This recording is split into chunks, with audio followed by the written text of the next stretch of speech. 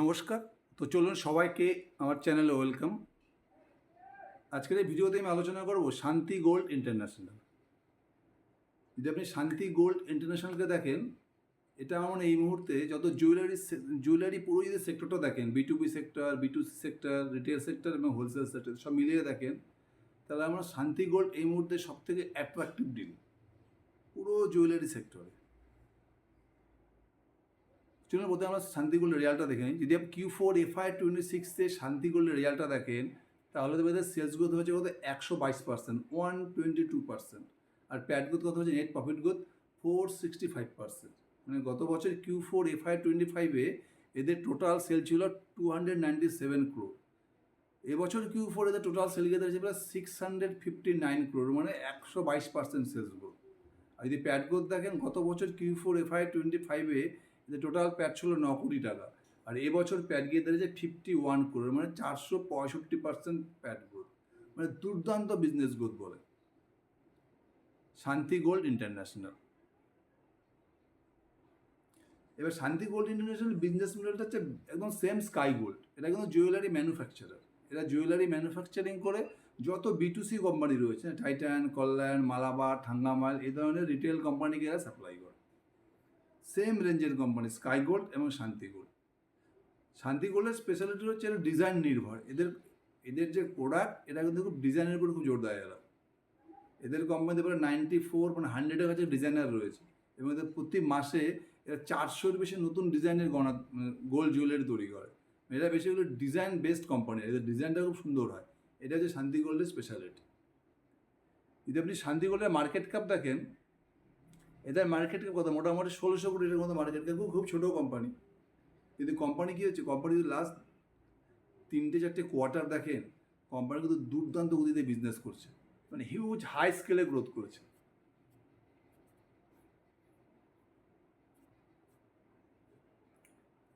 FY24 এদের total sell ছিল কত, 700 কোটি টাকার মতো।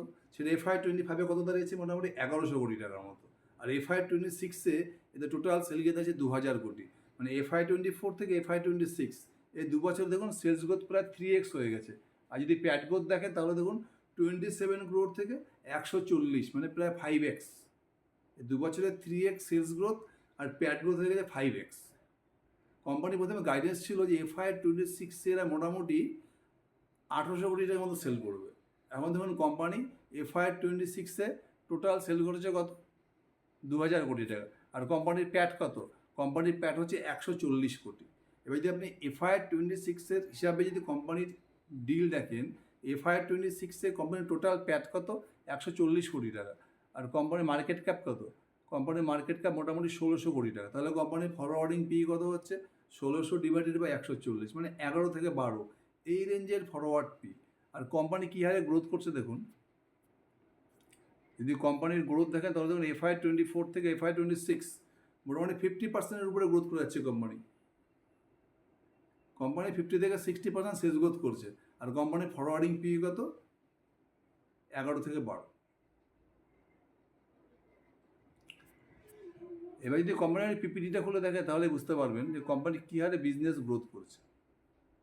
কোম্পানির এই মুহূর্তে যদি দেখেন, এদের শান্তি গোল্ডের যদি আমরা বিজনেস দেখি,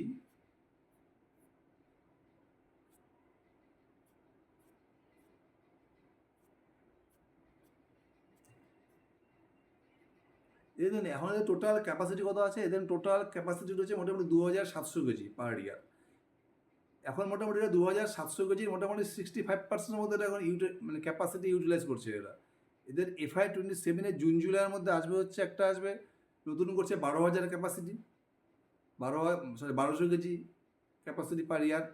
আর একটা মুম্বাইয়ের খুঁজছে যেটা ক্যাপাসিটি, সেটা হচ্ছে 4000 কেজি। মানে টোটাল ক্যাপাসিটি হয়ে যাবে এই FY27-এই মোটামুটি জুন জুলাইয়ের মধ্যে চলে যাবে 7900 কেজি পার ইয়ার। এটা FY26-এ কত ছিল, 2700 কেজি, সেটা FY27 যাবে 7900 কেজি, মানে প্রায় 3x এদের ম্যানুফ্যাকচারিং ক্যাপাসিটি বেড়ে যাবে। তার জন্য সেই জন্য কিন্তু কোম্পানি গাইডেন্স কী দিয়েছে, কোম্পানি গাইডেন্স দিচ্ছে হচ্ছে FY26-এ দেখুন এদের টোটাল সেল গিয়ে দাঁড়িয়েছে মোটামুটি 2000 কোটি টাকা। কোম্পানি গাইডেন্স কী দিচ্ছে যে FY27-এ এদের টোটাল সেল 60 থেকে 70% গ্রোথ করবে, মানে মোটামুটি 3400 কোটি টাকার মতো সেল গিয়ে দাঁড়াবে FY27-এ। এবং FY27 থেকে FY28-এও কোম্পানি বলছে মোটামুটি 60 থেকে 70% এই রেঞ্জে গ্রোথ করবে। বোঝা যাচ্ছে FY26 থেকে FY28 পর্যন্ত কোম্পানি গাইডেন্স দিচ্ছে, এরা ইজিলি 60 থেকে 70% গ্রোথ করবে। মানে এদের প্রোডাক্টের ডিমান্ড কিন্তু ডিমান্ডের কোনো প্রবলেম নেই। আর কোম্পানি যদি পরপর দুটো ম্যানুফ্যাকচারিং ক্যাপাসিটি বানাচ্ছে কেন? কারণ ডিমান্ড লেট ম্যানুফ্যাকচারিং, কোম্পানির প্রোডাক্টের তো ডিমান্ড আছে, এই জন্য কিন্তু কোম্পানি দুটো নতুন ক্যাপাসিটি বানাচ্ছে, একটা 1200 কেজি পার অ্যানাম ক্যাপাসিটি আর একটা 4000 কেজি পার অ্যানাম ক্যাপাসিটি। এখন কোম্পানির FY26 মার্চ পর্যন্ত কোম্পানির ক্যাপাসিটি কত ছিল? 2700 কেজি পার অ্যানাম। সেটা FY27 মানে জুন জুলাইয়ের মধ্যে হয়ে যাবে টোটাল 7900 কেজি, মানে প্রায় 3x ক্যাপাসিটি। তো বুঝে গেলো কোম্পানি এক্সপেনশন মোডে আছে, ছোট মার্কেট ক্যাপ কোম্পানি, আর কোম্পানি কিন্তু হিউজ এক্সপেনশন করছে। এবার যদি কোম্পানির ডিলটা দেখেন,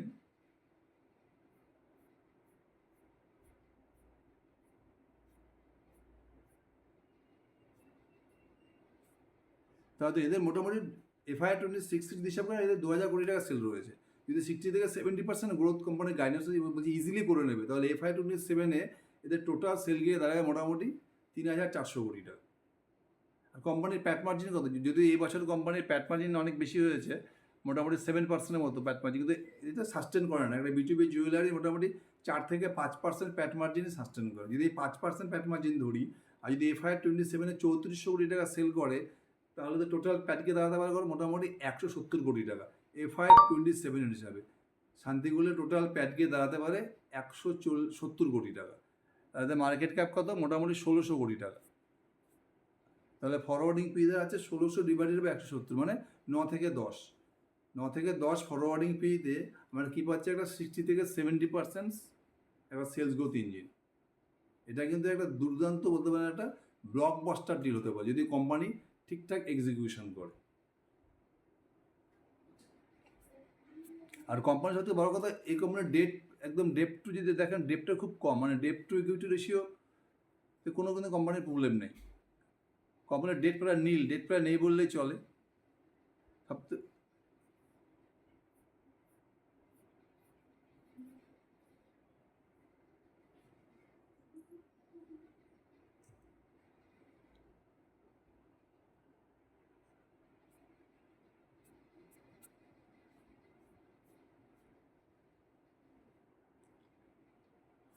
সবথেকে হচ্ছে কোম্পানির হাই কোম্পানি আরওই বলুন, ROC বলুন,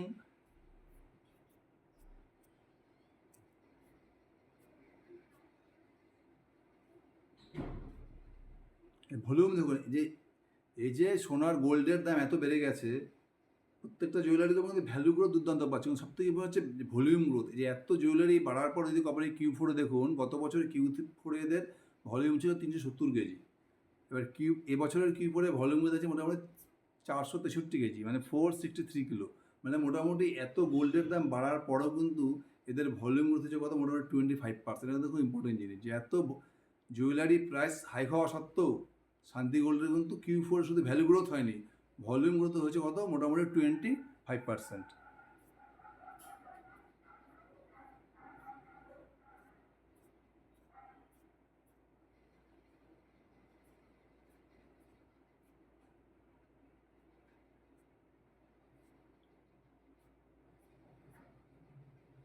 সবথেকে বলছে একটা বিজনেসের সবথেকে মোস্ট ইম্পর্ট্যান্ট প্যারামিটার হচ্ছে ROC এবং ROE।